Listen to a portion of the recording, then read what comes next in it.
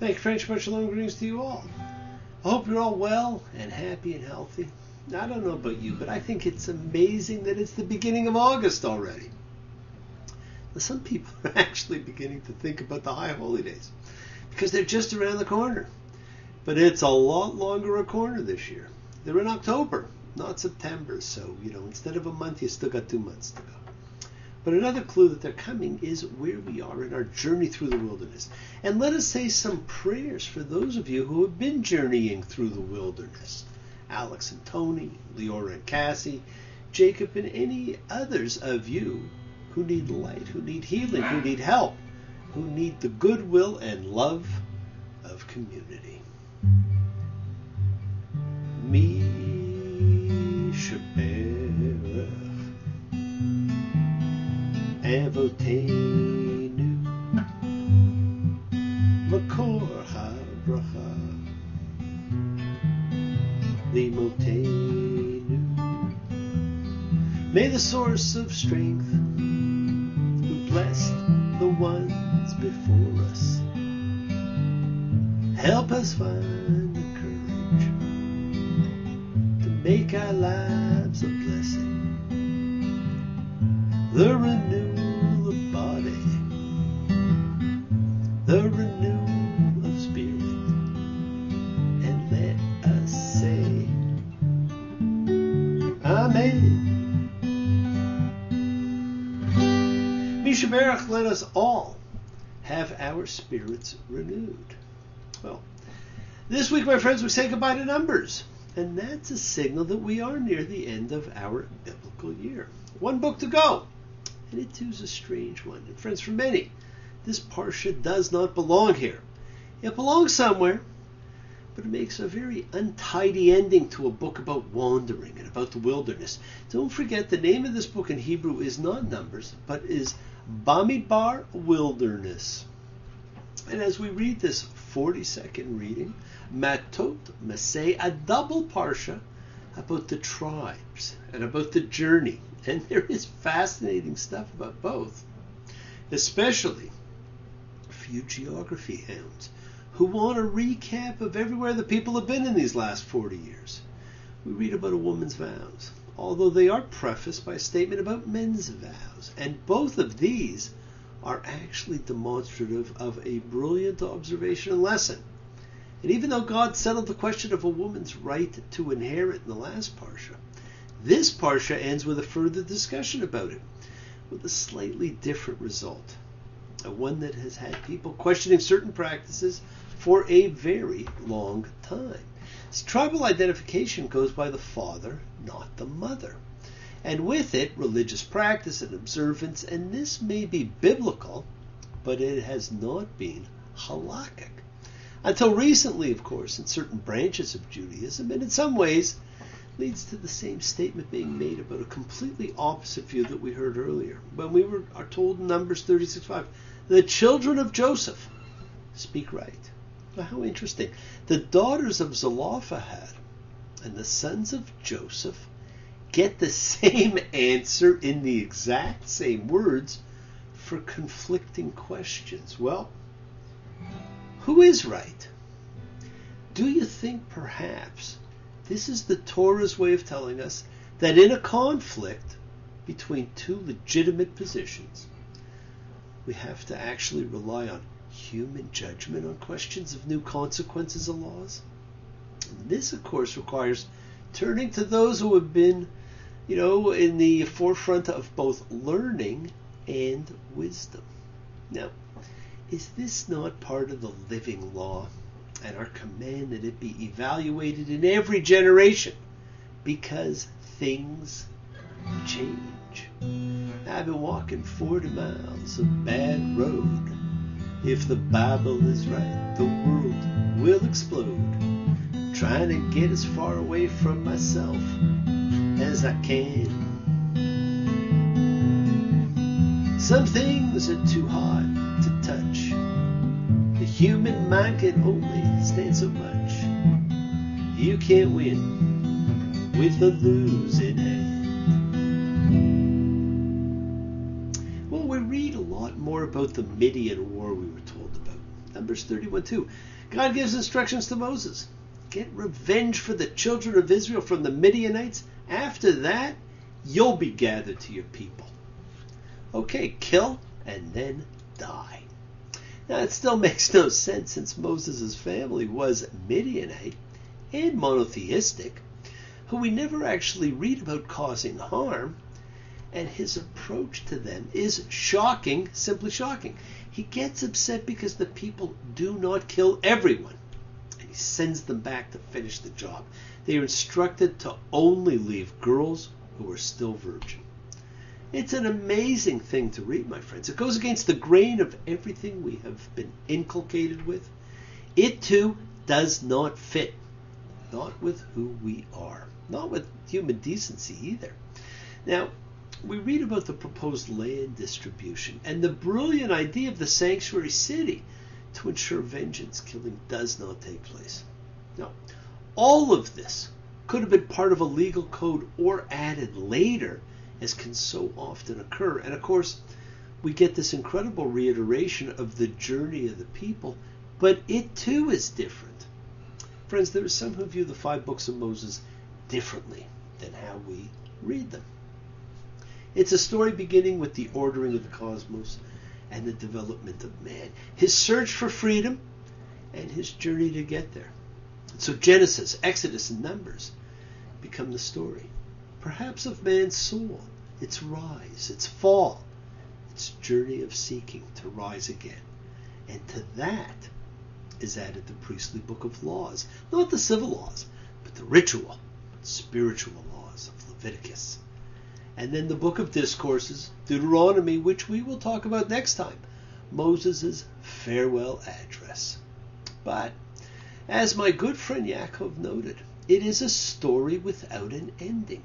The promised land is in sight, but not entered. And we are left wandering and wondering. And we're still on the precipice. Many of us see our promised land, but it is still just out of reach. Many of us feel lost and lonely and full of despair as we cross our wilderness of lack and fear, seeking a leader, looking out, not in. Some may come, some may go. He will surely pass. When the one that left us here returns for us at last. We're but a moment's sunlight fading in the grass.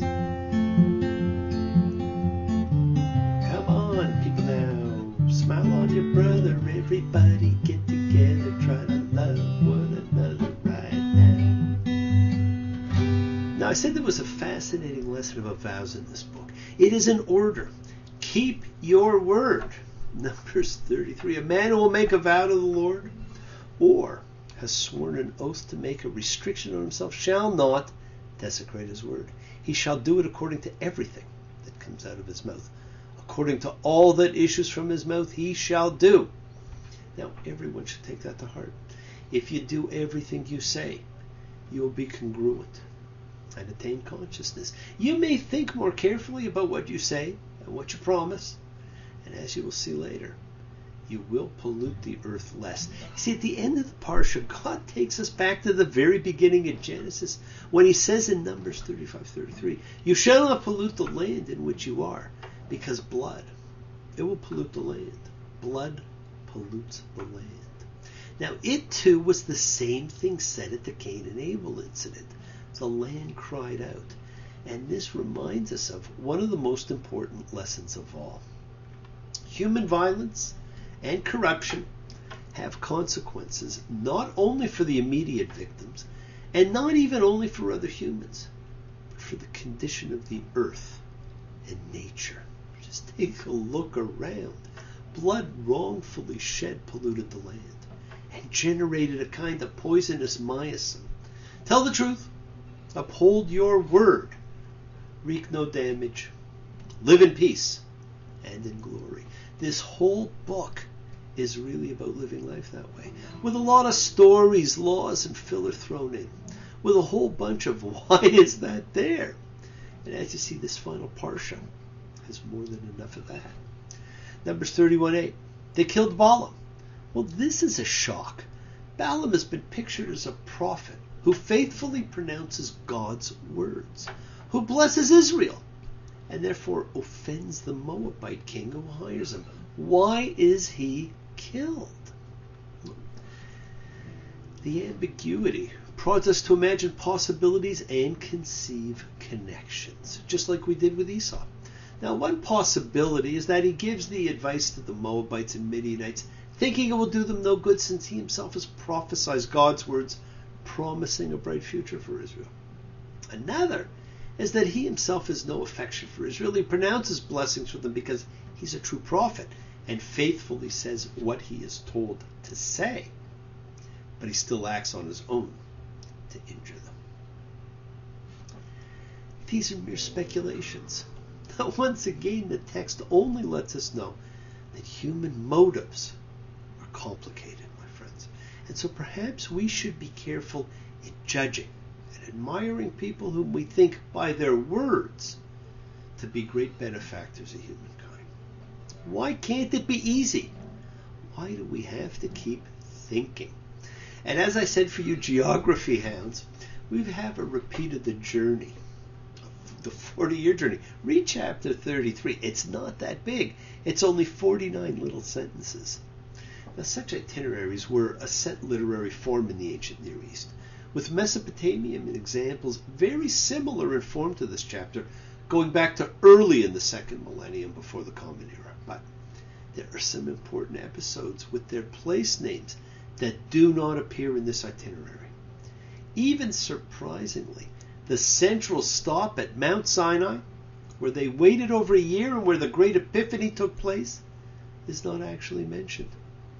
Only a brief stay in the wilderness of Sinai is. The slave mentality of the people, their rebellions, their rejection of the land, the development of Moses' character and of his relationship with God, the challenges to his authority, the great miraculous events and the continuous divine nurturing, the entire theme of the journey from Sinai to the Promised Land itself, all of these things seem to be left without a finish at the end of Numbers. Numbers begins with the preparation for the journey, then the journey begins. The journey we all must take across the wilderness, and it never ends.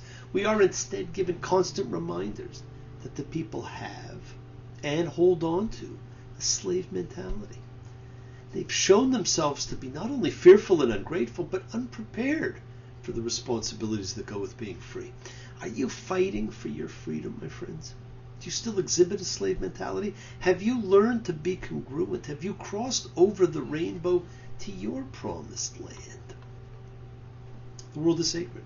So is everything in it. Express your gratitude, light a candle, make a wish, celebrate your life and the lives of those you love.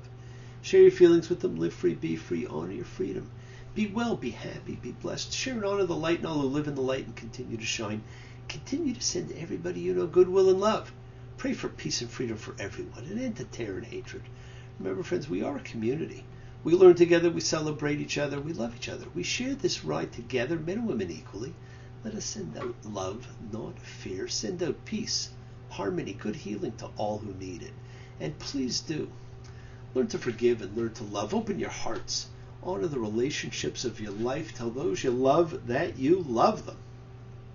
Take advantage of the time you have. Enjoy the journey. Take the twists and turns and the patterns that weave through the fabric of our lives in our efforts to grow, to learn, to be, to love. So please do love. Send healing, goodwill, and love to all who need it. Share your holiness. Bless you all. Have a fantastic week, a week of love and light and peace and healing. Honor the people of your life and honor the journey you are on. When you run away from your problems, you just take them with you. Face the fears of your life. And remember, somewhere over the rainbow, skies are blue, and the dreams that you dare to dream really do come true. Yes, they do come true. Do not stop your journey. Do not stop moving towards your promised land. It is in sight. It's over your rainbow just waiting for you. Keep on dreaming, keep on being, keep sharing, keep shining, keep teaching, keep spreading your holiness. Do not follow fear. Thank you all for joining me, for participating, for sharing your lives, your love, your time with me. I do appreciate it. I love you all. I look forward to seeing you all next week. Be well. Until then, take care. Shabbat Shalom.